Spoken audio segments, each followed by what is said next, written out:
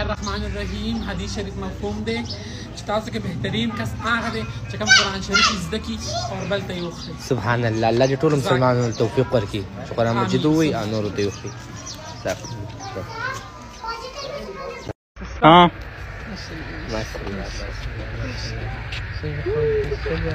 लड़की है लड़का लड़की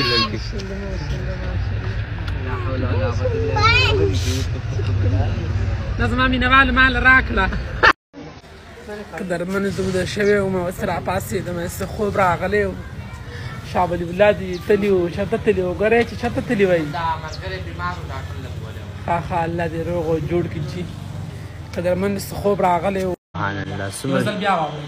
عبدالملک بن عمیر رضی اللہ تعالیٰ عنہ حضور اکرم صلی اللہ علیہ وسلم کا ارشاد نقل کرتے ہیں کہ سورۃ الفاتحہ میں ہر بیماری سے شفا ہے.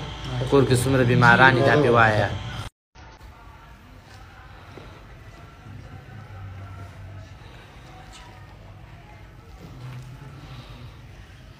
ماشاءالله ماشاءالله. بس دمې کا ستا دم پې لږې بیګم تا دم کړی و نو. السلام علیکم ورحمۃ اللہ وبرکاتہ. ایماندارو موږ د خیر سره روانګي وشوه، بل جماعت زموږ تشکیل کیږي او دا زموږ دریم جماعت دی. د خیر سره ښه دعاګانې راته کوئ جی. ډېره مننه. خوشحاله آباد والسلام.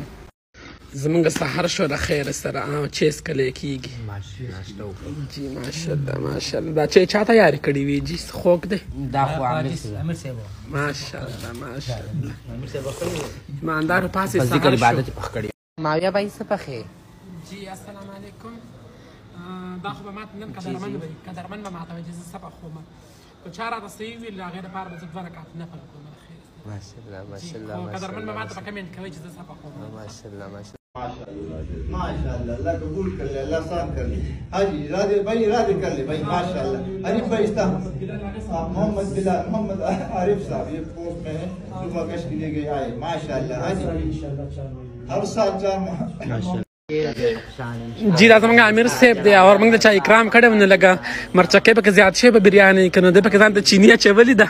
تاسو دا کتی شئ په چینۍ باندې خوږی او بختي عظیم امیر صاحب و دا یا لکه دا دې ته پکې څه ضرورت و چیني دې پکې واچ. نیکانو مشرانو کشرانو زموږ روانګي وشوه او روانګي زموږ روان شوه. درېیم جومات ته زموږ روانګي وشوه خیره او بس موږ هم دعاګانې کوو. تاسو هم موږ دعاګانو کې یادوئ انشاءالله تعالی. ماشاءالله ماشاءالله ماشاءالله. سبحان الله سبحان الله. الحمدلله. د اختر سحر شو جی. د اختر سحر شو، د اختر سحر شو. بیا د خیر سره. لا اله الا الله لا اله الا الله لا اله